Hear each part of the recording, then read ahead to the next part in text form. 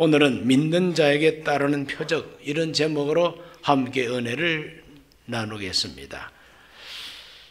사도들이 우리 예수님께서 행하신 기적을 기록을 했습니다. 그래, 복음서를 보면은 우리 예수님이 행하신 기적이 많이 나옵니다.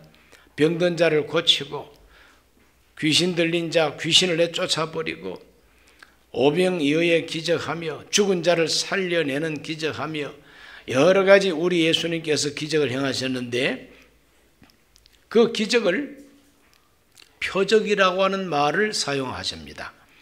표적이라고 그랬어요. 표적이라고 하는 것은 단순한 기적이 아닙니다.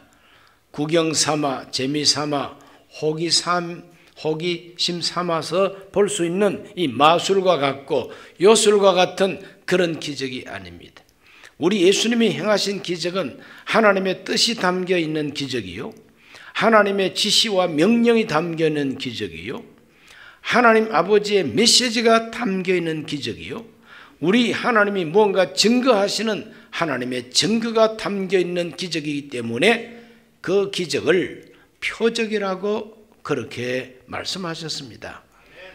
복음서에 이 표적이 많이 나옵니다. 마가복음에 특히 그 표적들이 많이 나옵니다.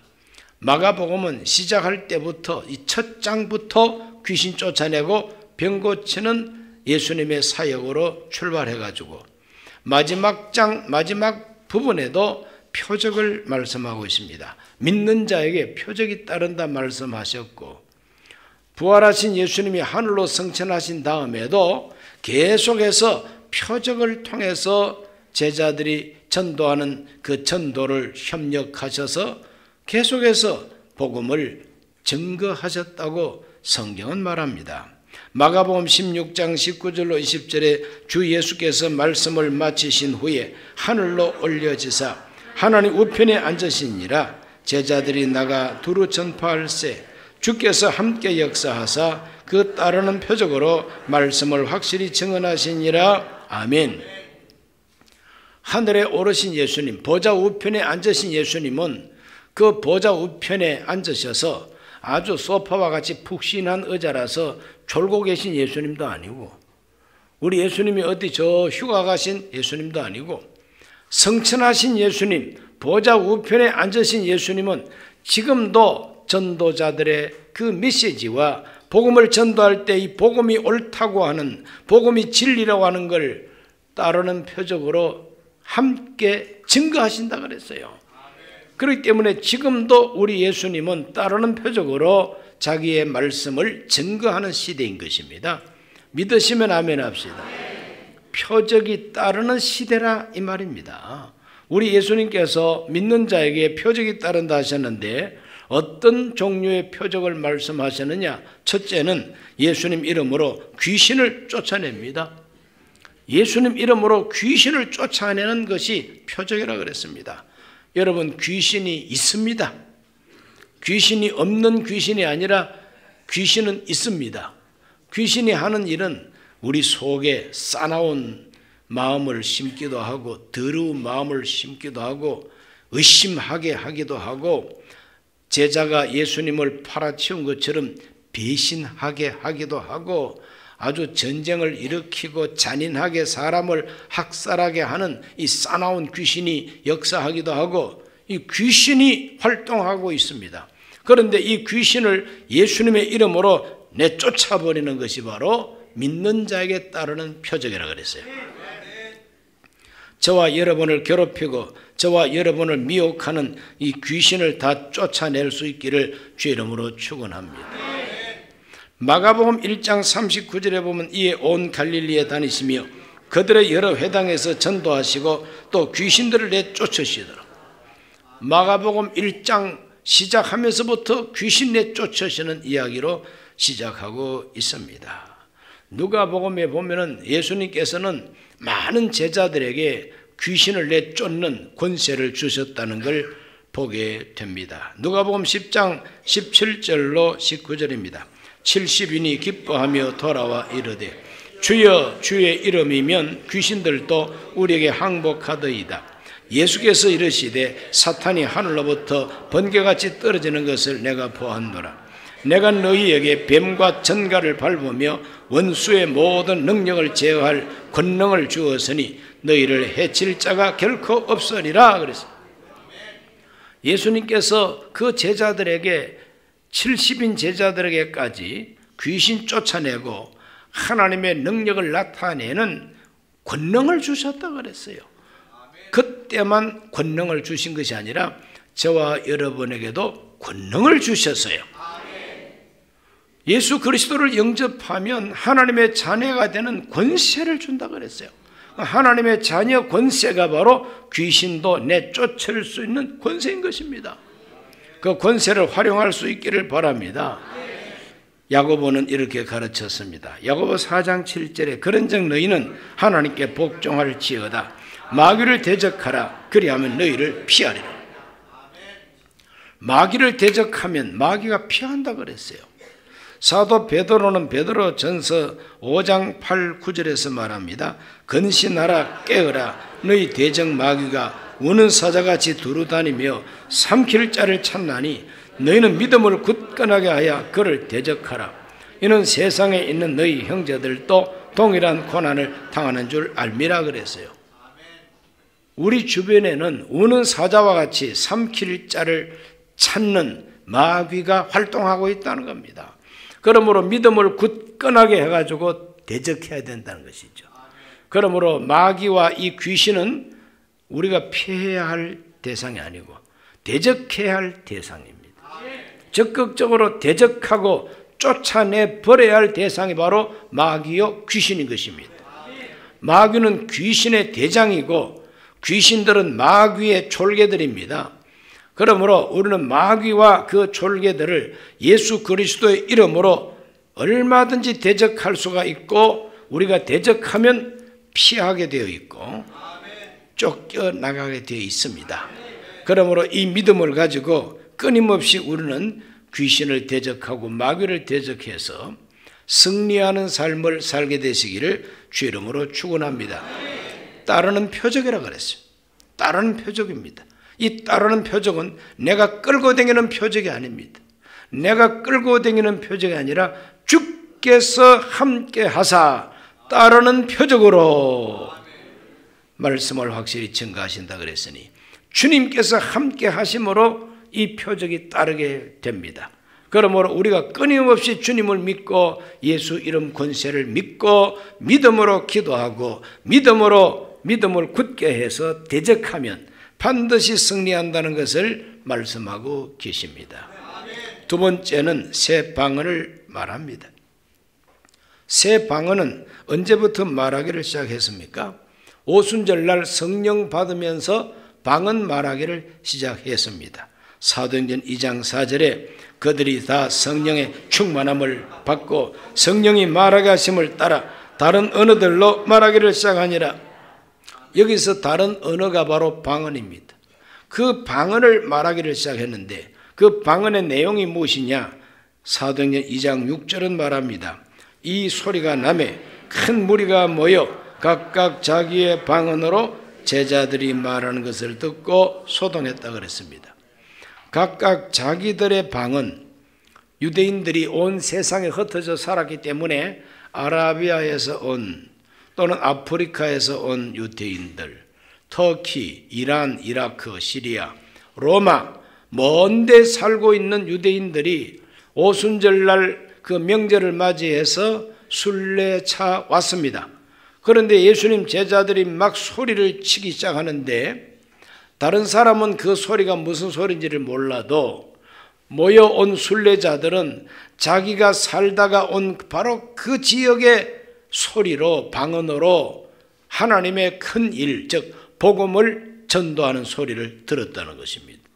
그럼 복음 전도하는 용기, 복음 전도하는 말, 이것이 바로 방언입니다. 그러므로 성령이 임하면은 땅끝까지 이르러 내 증인이 되리라고 하셨는데 땅끝까지 가서 내 복음의 증인 되라고 하는 그 표적이 방언을 말하는 표적이었습니다. 그렇게 전도하는 방언 말고 또 기도하는 방언이 있습니다. 이 기도하는 방언이라고 하는 것은 사람에게 하는 말이 아니라 하나님께 드리는 말입니다. 고린도전서 14장 2절에 방언을 말하는 자는 사람에게 하지 아니하고 하나님께 하나니 이는 알아듣는 자가 없고 영어로 비밀을 말함이라 그랬어요. 사람들은 들어도 전혀 모르고 하나님께만 말씀드리는 비밀, 내 영혼이, 내 깊은 심령이 하나님께 내 비밀을, 남의 비밀이 아닙니다, 내 비밀을 하나님께 말씀드리는 기도가 방언 기도인 것입니다. 성령 받고 하나님께서 내게 성령 부어주신 표적으로 방언을 말하게 하고 방언으로 기도하게 하신다 이거죠. 방언 기도의 유익이 무엇이냐? 나도 모르게 내 마음속에 가라앉아 있는, 무의식 속에 있는 죄책감이나 무의식 속에 상처받은 과거의 트라우마라든지 무의식 속에 내 마음을 사로잡고 있는 여러 가지 좋지 못한 영향들, 비밀을 하나님께 말하고 은밀하게 지은 죄를 하나님께 고백하고 내 안에 상처 입은 것을 주님 앞에 비밀을 다 고하면 하나님께서 우리 죄를 용서하시고 내 속에 가라앉아 있는 것을 치료해 주셔서 마음이 상쾌해지고 마음이 건강해지고 의식이 강해지고 하나님 앞에 구원의 역사가 펼쳐진다는 것이죠. 방언의 유익이 큽니다. 오순절주의 신앙운동의 핵심이 뭐냐면은 하나님 앞에 기도해서 방언으로 말하고 방언으로 기도하는 이 현상을 강조합니다. 그래서 순복음교회 교인들은 기도 많이 하고 하나님의 성령에 의해서 방언 말할 수 있어야 된다는 것입니다. 여러분 모두가 다 방언 기도할 수 있기를 주 이름으로 축원합니다. 남들은 모르는 여러분 속에, 여러분 의식도 모르는 여러분의 비밀을 방언 기도를 통하여 하나님께 비밀을 말씀드리고 깨끗하게 치료받고 회복받게 되시기를 주 이름으로 축원합니다. 새 방언은 전도하는 방언도 있고 하나님께 비밀을 말씀드리는 기도의 방언도 있다고 하는 걸 기억하시기를 바랍니다. 세 번째, 뱀을 집어 올립니다. 뱀을 집어 올리며 그랬어요. 집어 올린다 이 말은 그 뱀은 머리를 꽉 눌러가지고 그 머리를 꽉 잡고 집어 올리면은 꼼짝 못하는 게 뱀입니다. 뱀은 꼬리 잡으면 큰일 납니다. 뱀 꼬리 잡으면은 뱀 머리가 와서 콱 물어버려요.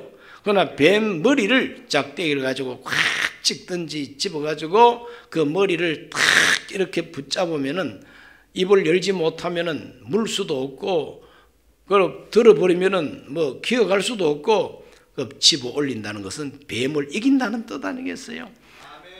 그러면 우리 예수 믿는 사람은 모두가 다 뱀 장사처럼 그렇게 뱀 잘 집어야 된다. 저 어디가 독사가 슬슬 기어가는데 너 예수 믿는다며 뱀을 한번 집어봐. 괜히 손 내밀다가 큰일 납니다. 그런 뱀이 아니고 이 뱀은 무엇을 의미하느냐 하면은 유혹, 미혹, 거짓말 이런 것을 의미하고 있는 것입니다. 그러므로 오늘날도 저와 여러분 주변에 있는 뱀이 있는데 첫째는 거짓의 뱀이요 둘째는 마음을 부패하는 뱀입니다. 이 거짓의 뱀은 뭐냐? 에덴 동산에서부터 하와에게 다가와서 거짓말로 유혹해서 죄짓게 했지요. 하나님은 선악과를 따먹으면 반드시 죽는다 그랬는데 마귀는 절대 안 죽는다 그랬어요. 결코 죽지 아니하리라. 그것을 먹으면 눈이 밝아져서 하나님처럼 된다 그랬어요. 마귀의 거짓말을 딱 마음에 받아들이고 선악과를 쳐다보니까 보암직도 하고 먹음직도 하고 탐스럽게 보여가지고 그만 따먹었다 그랬어요. 그때부터 우리 인류는 원죄에 빠지게 되고 저와 여러분이 이 고생을 하고 있는 거예요. 잘못되면 조상 탓이라는 말도 일리가 있습니다. 우리 인간 조상 아담 하와가 뱀의 거짓말에 속아가지고 거짓말 믿고 보고 거짓말 믿고 먹다가 이 모양 됐지 않습니까? 오늘 저와 여러분이 사는 이 시대에도 우리 주변에 사탄의 거짓말이 있다고 하는 걸 잊지 말게 되시기를 바랍니다. 요한복음 8장 44절에 너희는 너희 아비 마귀에게서 났으니 너희 아비의 욕심대로 너희도 행하고자 하느니라. 그는 처음부터 살인한 자요 진리가 그 속에 없으므로 진리에 서지 못하고 거짓을 말할 때마다 제 것으로 말하나니 이는 그가 거짓말쟁이요 거짓의 아비가 되었음이라. 지금 대한민국 사회에 가장 심각한 것은 거짓말입니다. 누가 한 말이 거짓말이냐? 그래서 이 뱀을 집어 올린다는 것은 거짓말을 딱 집어서 올린다 이 말입니다. 예수 그리스도를 진짜 바로 믿는 사람은 우리 시대에 난무하는 이 거짓을 집어 올릴 수 있어야 되는 것입니다. 이게 바로 거짓말을 하는 걸 알아야 됩니다. 아무리 이쁜 아나운서가 말해도 거짓말일 수가 있어요. 그렇죠? 아무리 공부 많이 한 학자라도 그 사람이 거짓말쟁이일 수가 있습니다. 왜? 마귀 때문이죠. 거짓의 아비 마귀 때문에. 그러므로 우리는 이 마귀의 역사를 분별할 줄 알아야 되고 거짓을 분별할 줄 알아야 되고 하나님 앞에 우리는 참된 진리를 알고 바른 길을 걸어갈 수 있어야 됩니다. 특별히 이 거짓의 뱀은 사탄 역사로 말미암아 우리에게 이단과 사이비를 가져옵니다. 마가복음 13장 21절로 23절에 보면 그때 어떤 사람이 너희에게 말하되 보라 그리스도가 여기 있다 보라 저기 있다 해도 믿지 말라. 거짓 그리스도들과 거짓 선지자들이 일어나서 이적과 기사를 행하여 할 수만 있으면 택하신 자들을 미혹하려 하리라. 너희는 삼가라. 내가 모든 일을 너희에게 미리 말하였노라. 거짓말로 미혹하는 그와 같은 사람들, 이단자들, 사이비 이런 것들이 우리 주변에서 유혹하고 있습니다. 그럼 교회에서 신앙생활 잘하다가 사실은 신앙생활을 제대로 못했겠죠. 그래서 이단이 미혹하는 그 미혹의 거짓말에 속아가지고 그만 엉뚱한 그런 집단으로 빠져나가는 사람들이 있습니다. 불쌍한 사람들입니다.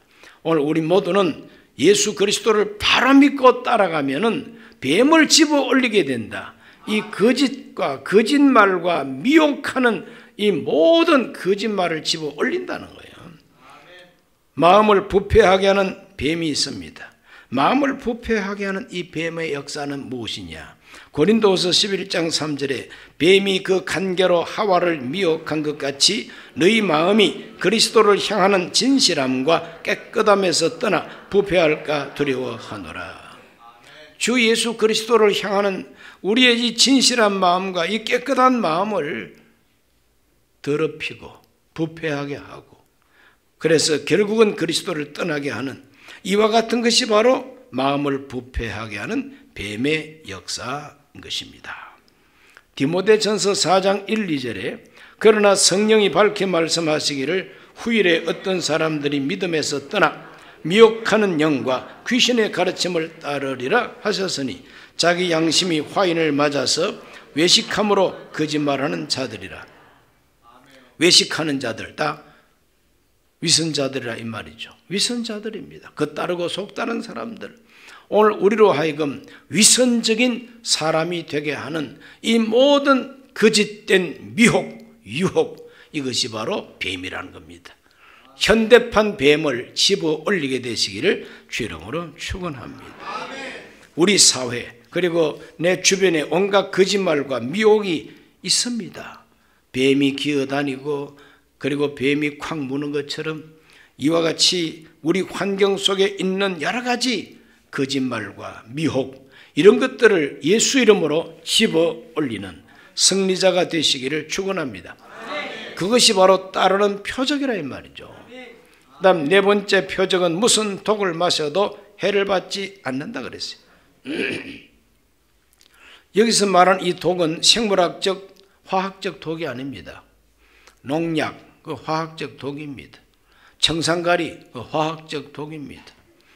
음식물 속에 좋지 못한 독버섯 여기다 생물학적인 그와 같은 독입니다. 그런 독을 먹고 마셔도 해를 입지 않는다 아닙니다. 옛날 어떤 이단이 우리 교단은 능력이 강해가지고 무슨 독을 마실지라도 해를 입지 않는다 두고 봐라 그러면서 농약을 벌컥벌컥 마셨는데 그만 죽고 말았습니다. 절대 그렇게 따라해서는 안 되겠죠.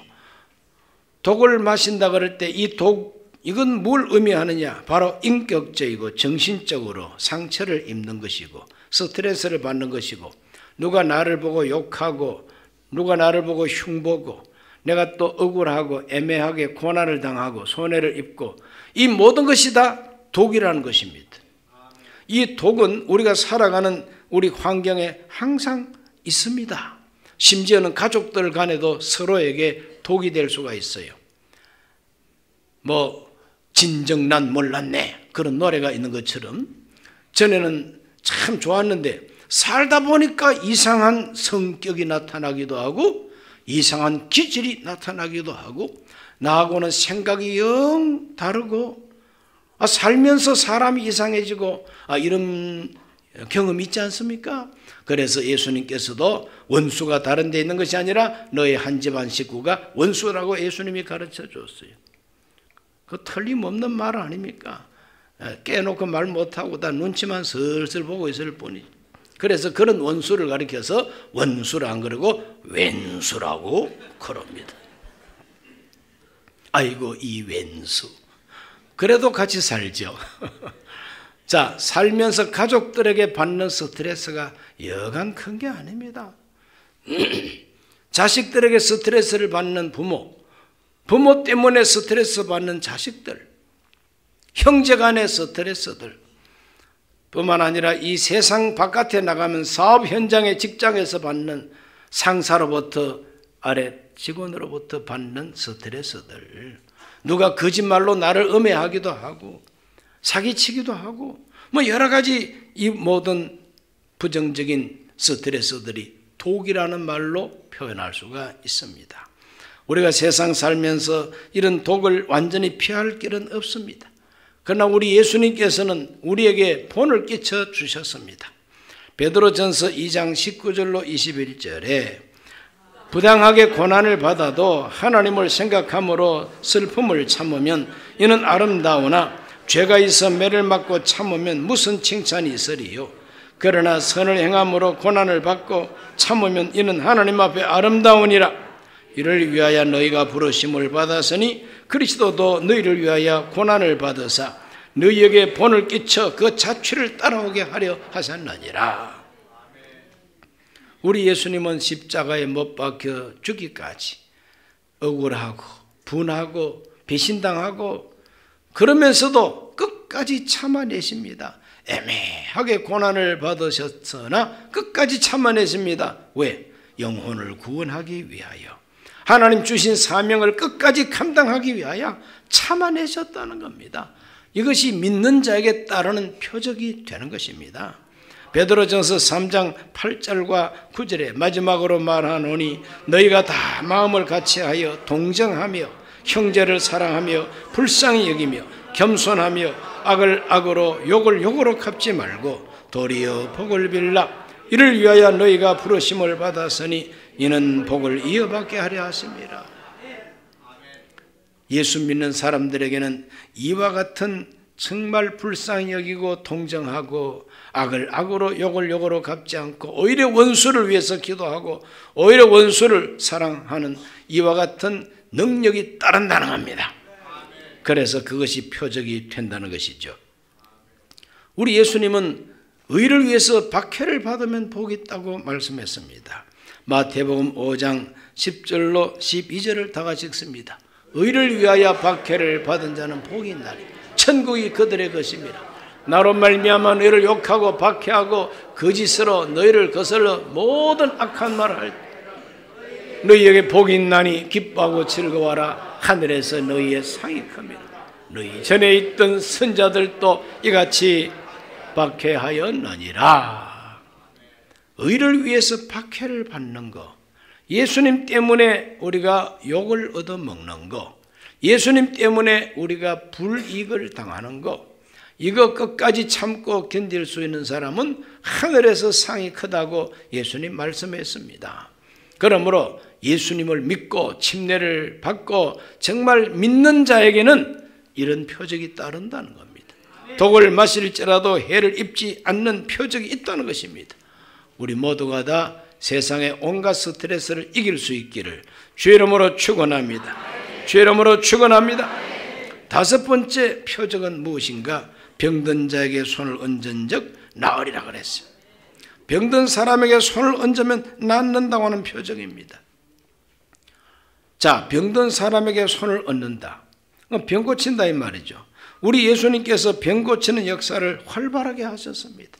우리 예수님의 생애 속에 얼마나 많은 병든 자를 고쳤는지 마가복음 6장 55절로 56절에 보면 그 온 지방으로 달려 돌아다니며 예수께서 어디 계시다는 말을 듣는 대로 병든 자를 침상째로 메고 나오니 아무데나 예수께서 들어가시는 지방이나 도시나 마을에서 병자를 시장에 두고 예수께 그 옷자락에라도 손을 대게 하시기를 간구하니 손을 대는 자는 다 성함을 얻으니라.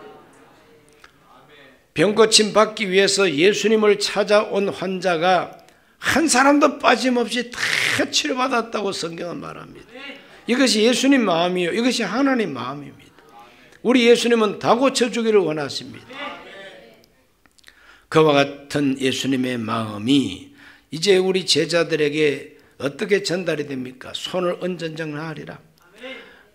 나만 고치는 것이 아니라 너희들도 고칠 수 있다 이 말 아닙니까? 나를 믿는 자, 나를 따르는 자는 내 이름으로 병든 사람에게 손을 얹어라.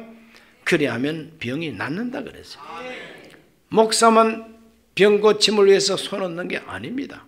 여러분도 지구역 예배를 드리면서 병든 자를 위해서 서로 손 얹고 기도하세요. 믿음으로 기도하십시오. 바로 그곳에 하나님의 고치는 역사가 나타납니다.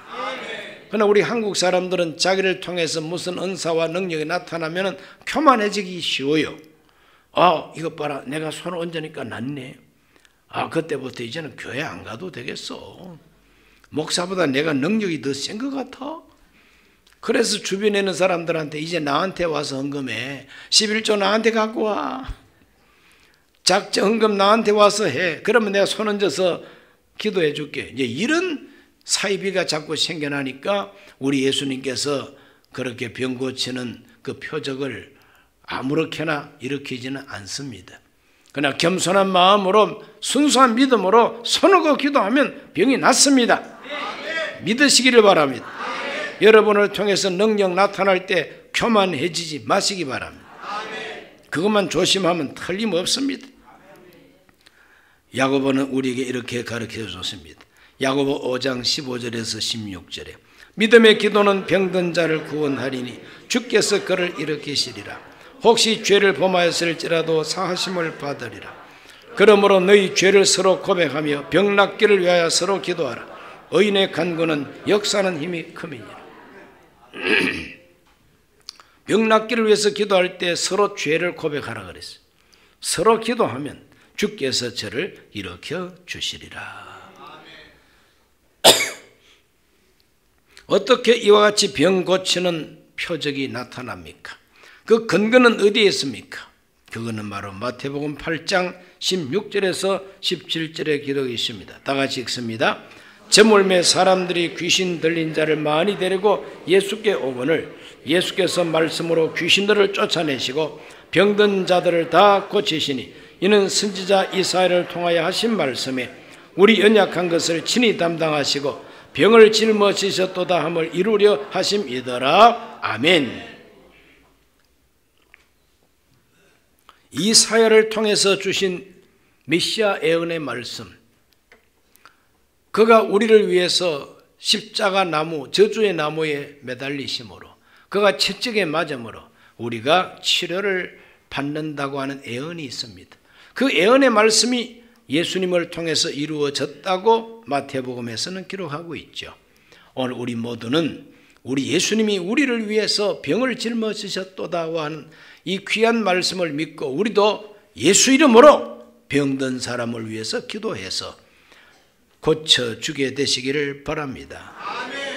이와 같이 표적이 나타나는 것은 사도들의 전도의 특징이었고 표적을 통해서 하나님의 영광을 나타내는 것은 예수님의 계획이요. 지금도 역시 보좌 우편에 계신 주님은 우리와 함께 역사하셔서 따르는 표적으로 말씀을 증거해 주는 시대를 살고 있습니다. 사도들은 합심 기도할 때 이렇게 기도했습니다. 사도행전 4장 30절과 31절에 손을 내밀어 병을 낫게 하시옵고 표적과 기사가 거룩한 종 예수 이름으로 이루어지게 하옵소서 하더라.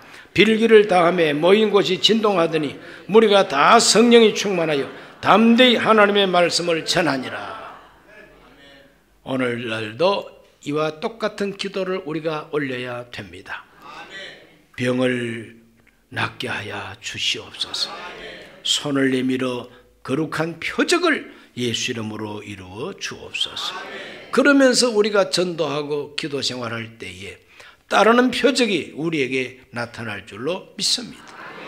기도하겠습니다. 하나님 아버지, 오늘 주님 앞에 나와 따르는 표적에 대해서 말씀을 상고하며 기도합니다. 우리 모든 성도들은 예수님을 정말 바로 믿게 하여 주옵시고 믿는 자에게 따르는 표적을 경험하게 하여 주시옵소서. 예수님 이름으로 기도하옵나이다.